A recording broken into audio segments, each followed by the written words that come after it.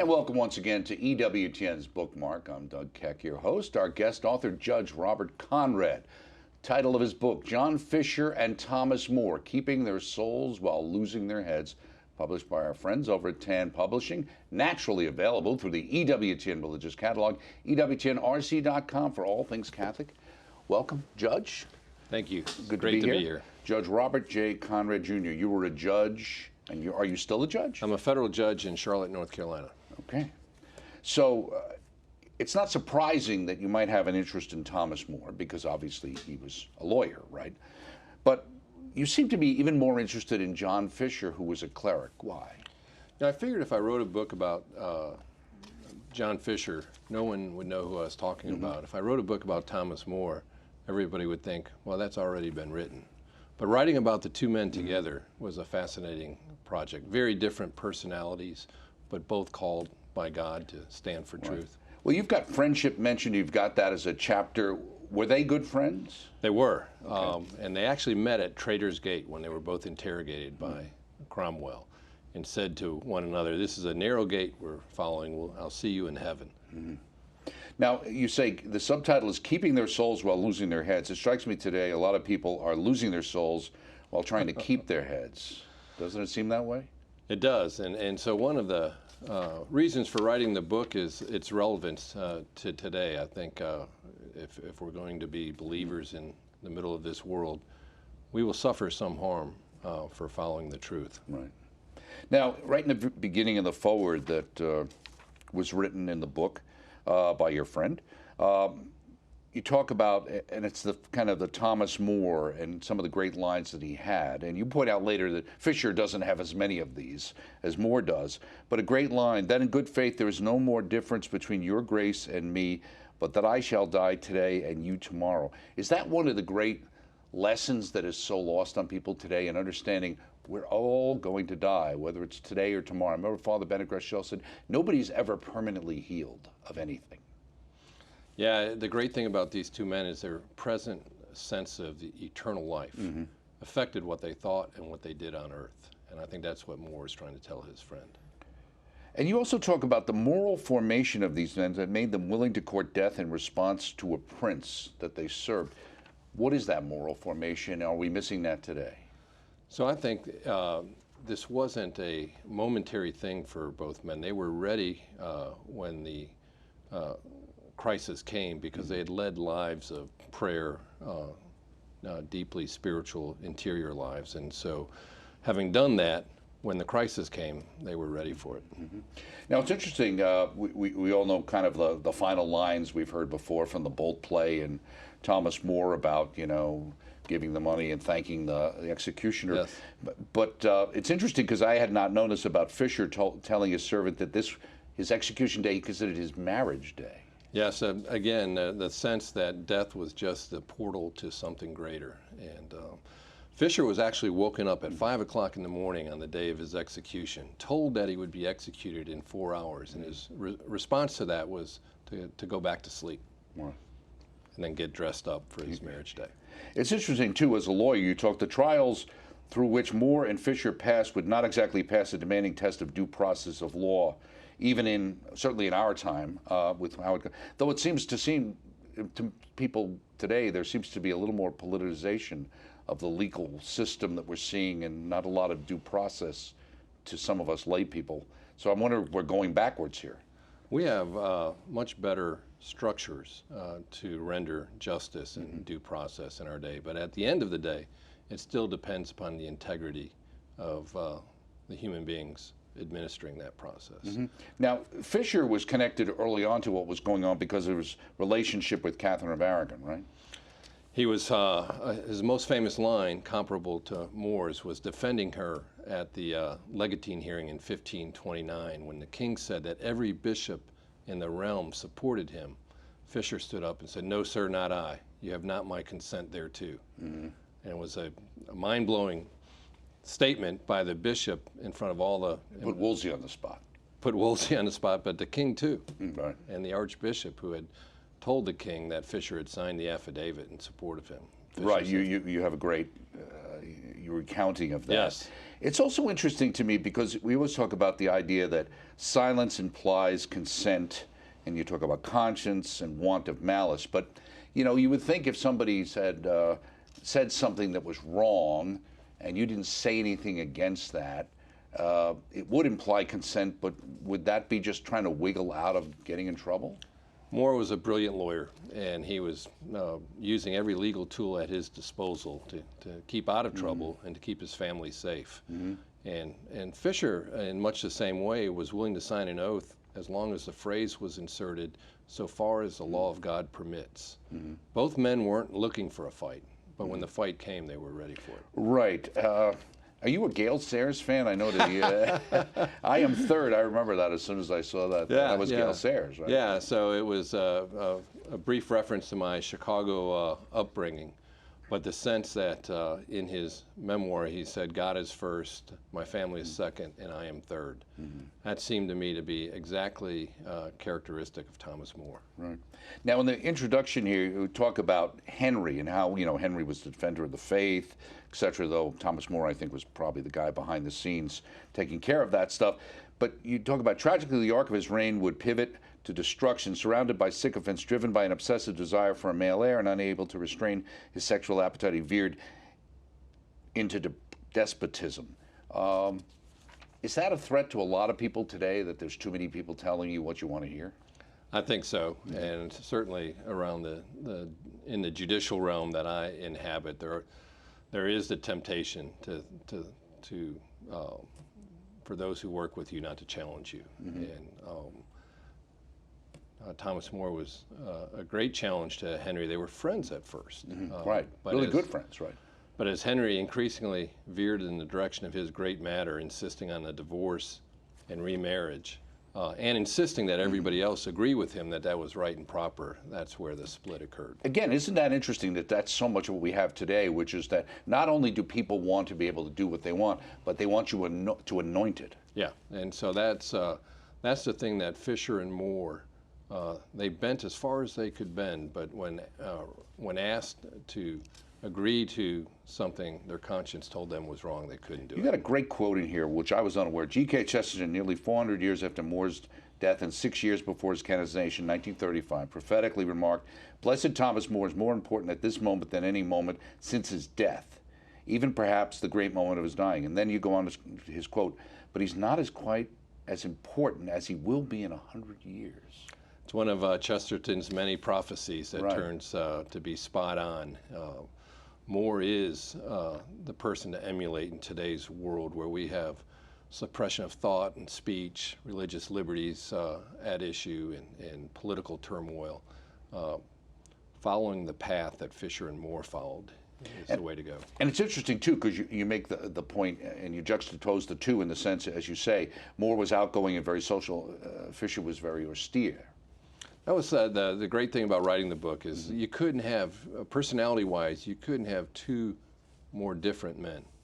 But they wind up pursuing their own vocations in different areas and end up at the end of the day in tower cells next to each other and executed within 2 weeks of each other for the cause of the church and the truth of God. You say Fisher and More suffered intense persecution and emerged smiling. They laughed at death and now, as if they were right, lived more splendidly than the King of England. What is the source of their joy? How can their defeat be perceived as the greatest win? Who are these guys? That's really what the book's about. Yeah, Right. and the sense again of eternal life in heaven, where they will merrily be friends with their opponents. Right. It's a phenomenal thing that they. Right. And you stated more specifically how to live as they lived, how to even want to live as they lived is what the book's about. It eschews a chronological narrative in exchange for a series of life stories. Why'd you decide to go that way? So as a trial lawyer and as a grandfather, I believe strongly in the power of a well-told story to communicate truth. And so when I'm on the couch with my grandchildren, I start once upon a time and then tell them a story, hoping through the story to communicate a deeper truth. And that's what I was trying to do in the book as well. And also notice that with the friendship connection you talk about, I write purposely about the two together. The Lord in all age seems to have sent his friends out two by two. Yeah, and so this, It wasn't an accident that Moore and Fisher found themselves in the same situation, separated by 2 weeks by their death, honored together as saints on June 22nd. Lived again very different vocations, different personalities, the same one true God that they served. I hope I'm giving you credit for this line. You say, Moore indeed is a man for all seasons. We know that from the play, and that was actually a Whittington, I think, early on, Yes. had coined that phrase. But then, did you coin John Fisher as a man of faith and all reason? Yes, he. That's a great line. Well, thank you. The greatest preacher of his day, an academic priest who wrote some of the most beautiful and thoughtful sermons of his day. You say, finally it came to me late as my desire to write this book began to crystallize that I found in the lives of these men the man I wanted to be. What is the hardest thing for the average person to overcome to live like these men? You know, the sense of pursuing truth is more important than human respect. Pursuing truth is more important than job advancement. And so the willingness to stand for truth, even though it will cost you heavily. Isn't part of the problem we have today is a lot of people doubt there is a quote-unquote truth? Well, Fisher and Moore didn't doubt that. Right. They believed it, they studied it, they came to an apprehension of what the truth was, and then they lived their lives consistent with it. That's what we need to do. Now, you alluded to talking to your grandkids, and you say that this book is ultimately a script for my children, my grandchildren, of the kind of man their father and grandfather longs to be. So are you still striving? I am. I have an admiration for these men. I fall far short of their holiness, their courage, and their integrity, but I long to imitate them. How'd you get Brett Kavanaugh's name in this book? Well, because it was actually Father Paul Scalia in his eulogy of his father referenced this man who was loved by some, hated by others, but always spoke the truth. And everybody thought in the eulogy he was talking about his father, Justice Scalia, and he said, I'm talking, of course, about our Savior, Jesus Christ. And in similar fashion, I describe a hearing in the nation's capital involving rumors of teenage sex, and all of that was surrounding the Kavanaugh hearing. Absolutely, right. But I was talking about the Legatine hearing in 1529. Right, and some of the outrageous things were, Yes. that were brought up about him. But clearly, and you point out here, the fix was in. One of the things that surprised me is actually how long it took from the time they were kind of basically condemned to the tower to actually have them executed. Why do you think it took so long? So Henry starts in 1527 with this great matter. He wants to divorce Catherine and marry Anne Boleyn, but there was no way in that society that he could do that. And so he spent years trying to convince the theologians in England and the nobles that his position was correct. And finally he gave up trying to get a papal dispensation and declared himself head of the Church of England. That process took a number of years, and in order to achieve his results, he wound up imprisoning Fisher and Moore for a year for failing to sign the oath he wanted them to sign, and ultimately putting them on trial for treason for speaking against his title. Now, you talk about here, first of all, you list Catherine of Aragon, where she stood up at this great litany here of defending herself. Yes. By not defending herself, just Right. stating this is what I've been, and I'm not going to respond to the charges effectively against me. But also, you note here, as they say, his henchmen would make it clear, this is the king's, the wrath of the king is death. Fisher's execution would indeed occur 6 years later, almost to the day, June 22nd, 1535. Again, still a long period of time. Yes, and so Henry had a lot of work to do to get Parliament to pass different statutes that would enable him to imprison these guys and ultimately execute them.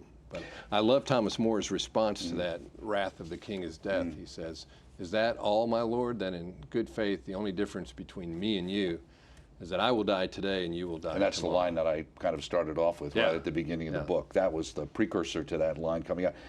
And what's also important is this, you talk about conscience. That's what it's all really all about.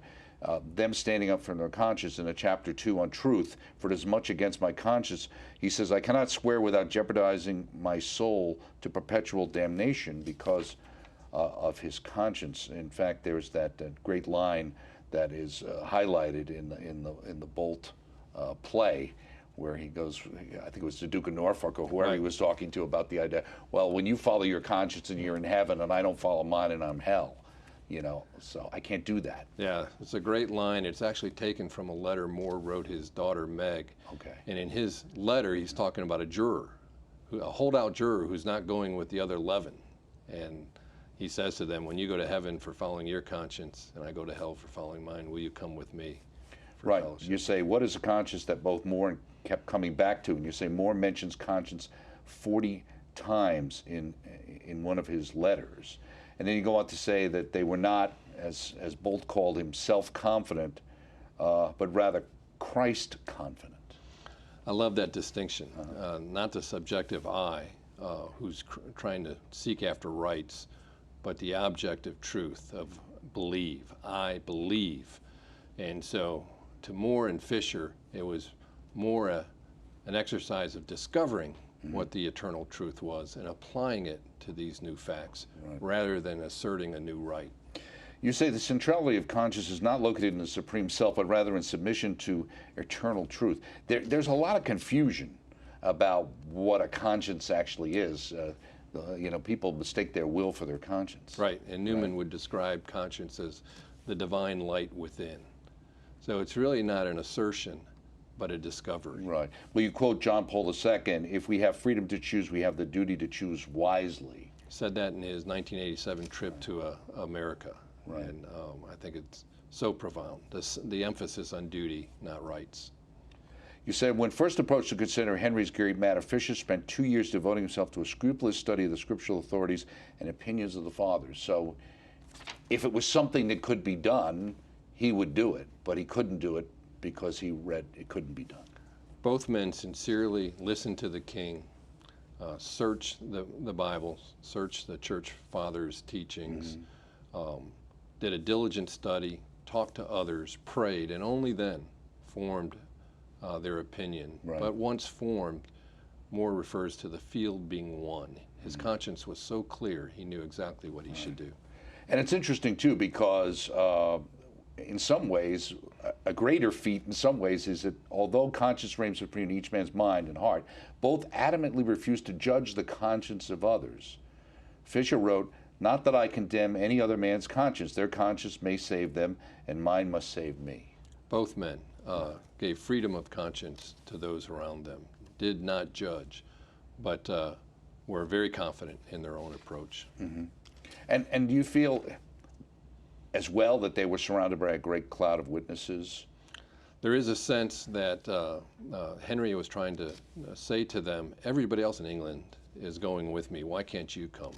Well, they didn't see themselves as inhabitants of a small island geographically separated from the rest of the world. They saw themselves as part of the great cloud of witnesses who had, from the time of Christ on, thought this way. Why did you say lawyers say that words matter and they are right, but conduct matters too?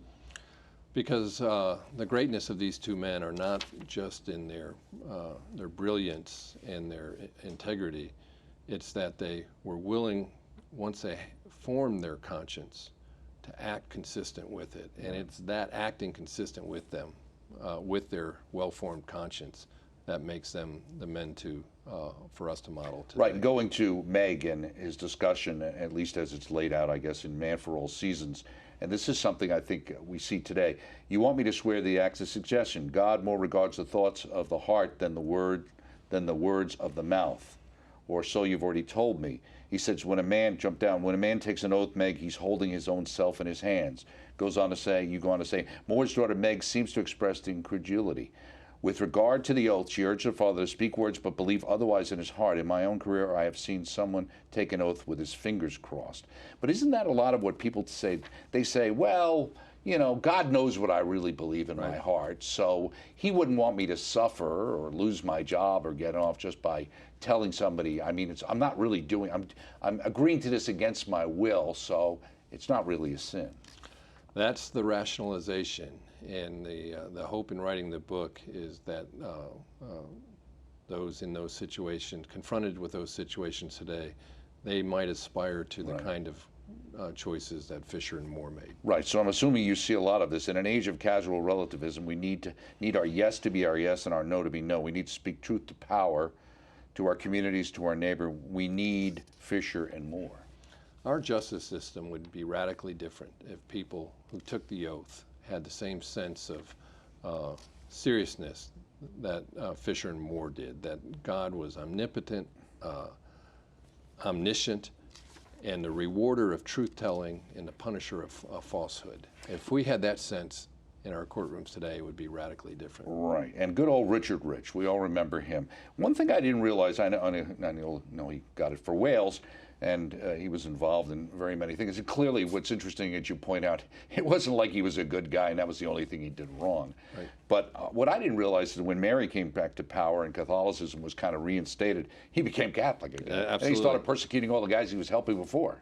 And when she left the stage and Elizabeth came in, he switched back. He was, the best description of him was by one of Moore's biographers. He was a time server. Right. We don't want to be Richard Rich. Right.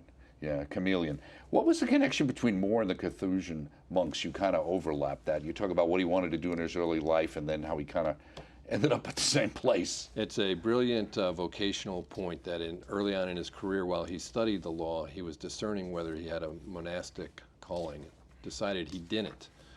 And so he went in a different direction than the Carthusian monks that he was living with. They both end up at the tower, and his biographer refers to him as being a monk at last. Right.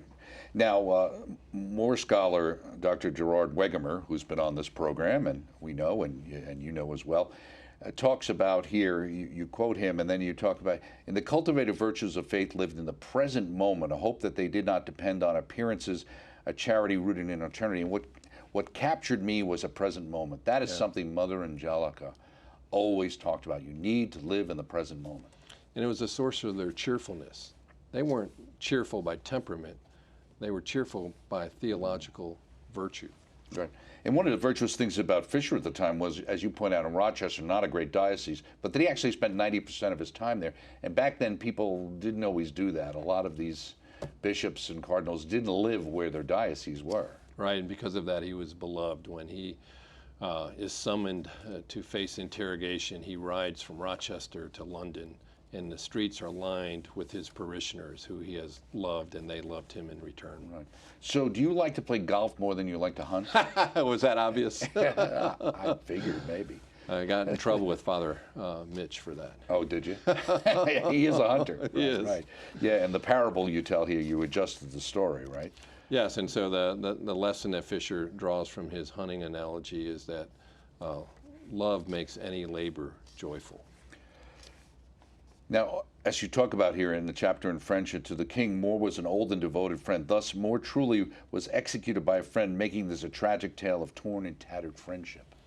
And so the king betrayed a friendship. Moore never let go of the friendship. He was praying for the king at the point of execution and believed that he would enjoy heaven together with the king and be merry.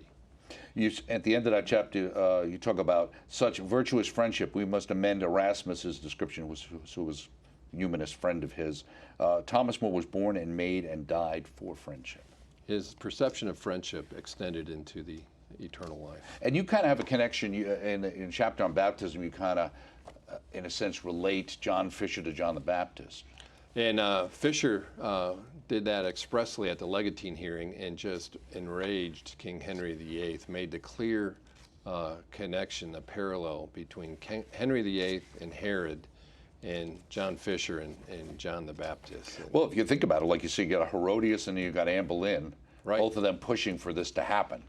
And so John the Baptist's feast day was June 24th, and so Henry hurried up the execution so he wouldn't execute John Fisher on the feast of John the Baptist. He wound up executing him on the feast of St. Alban, the first English martyr. Now, what is the field of the cloth of gold? So that was an extraordinary meeting between the kings of England and France to show off their wealth, power, and strength. and it was attended by both Fisher as a bishop and Moore as a part of Henry VIII's caravan. And Fisher writes about it in a sermon in which he says, all the splendor and glory of the field of cloth of gold pales in comparison to the glory of heaven. Just before we go, in our closing minute or so, you have a very large appendix in this book. Why? So I wanted to give readers an opportunity to live like Fisher and Moore lived. And so there's a novena there. If a reader wanted to do a 9-day novena, there are some inspirational quotes from Fisher and Moore and prayers with respect to that. Other prayers of Thomas More and John Fisher. The sense that the key to their success was their spiritual life. And so there's a path in the appendix for people, if they're interested, to follow. How long did it take you to write this book? You know, I wrote it during the pandemic year, but when I sat down to write, I realized I'd been thinking about it for a long time. And how do you write? And when do you write? So I took a satchel of books to my oldest daughter's lake house and spent 4-day weekends banging out different chapters. And committed myself, if I got to a certain point, I would play golf at 6. Who was your editor? It's Tan Books, and Connor Gallagher is the CEO of Tan Books, and he was my former law clerk. So. Oh, really? I noticed that. I didn't realize that. Yeah. I didn't realize this was. Well, if you write another book, anything in the works? Well, we have a meeting next week with Tan to talk about projects. Well, when something comes up, make sure you stop by, Judge. Thank you very much. Great to meet you. Judge Robert Conrad, Jr., and the book is John Fisher and Thomas More, Keeping Their Souls While Losing Their Heads. Well worth the read. Available through our EWTN Religious Catalog, EWTNRC.com, all things Catholic. Thanks for joining us here on Bookmark. We shall see you next time.